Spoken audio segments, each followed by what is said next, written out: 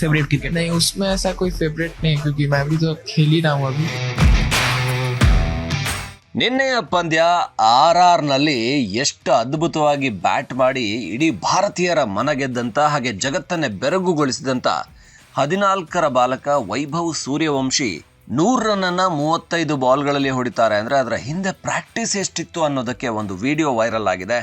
ಅವರು ಕೊರೋನಾದ ವೇಳೆ 2019ರಲ್ಲಿ 2020-19 ಈ ವೇಳೆಯಲ್ಲಿ ತಮ್ಮ ಮನೆಯ ಟೆರೇಸ್ನ ಮೇಲೆ ಪ್ರಾಕ್ಟೀಸನ್ನು ಮಾಡ್ತಾ ಇದ್ರು. ಸೊ ಆ ಒಂದು ವಿಡಿಯೋವನ್ನು ಅವರ ಆಪ್ತರು ಹರಿಬಿಟ್ಟಿದ್ದಾರೆ.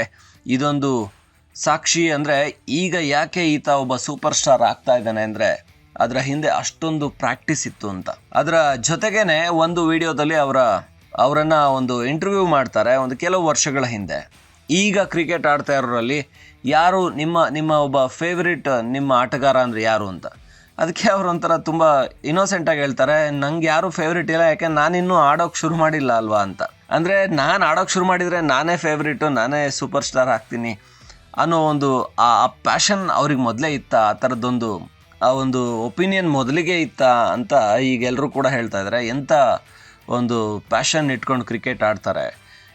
ಅವರ ಬ್ಯಾಟಿಂಗಲ್ಲಿ ಯಾವ ರೀತಿಯಲ್ಲಿ ಬ್ಯಾಟ್ ಸ್ಪೀಡ್ ಎಷ್ಟಿದೆ, ಎಷ್ಟು ಬೇಗ ಶಾರ್ಟ್ ಸೆಲೆಕ್ಷನ್ ಮಾಡ್ತಾರೆ, ಎಷ್ಟು ಬೇಗ ಬಾಲ್ನ ಜಡ್ಜ್ ಮಾಡ್ತಾರೆ, ಯಾವ ರೀತಿ ಫಿಯರ್ಲೆಸ್ ಆಗಿ ಕ್ರಿಕೆಟ್ ಆಡ್ತಾರೆ, ಇದೆಲ್ಲ ಕೂಡ ಚರ್ಚೆ ಆಗ್ತಾ ಇದೆ. ಆ ಒಂದು ಅನುಭವಿ ಬೌಲರ್ಗಳನ್ನು ದಂಡಿಸಿದ್ದಾಗಿರ್ಬೋದು, 28 ರನ್ ಒಂದೇ ಓವರಲ್ಲಿ ಇಶಾಂತ್ ಶರ್ಮಾಗೆ ಹೊಡೆದಿದ್ದಾಗಿರ್ಬೋದು.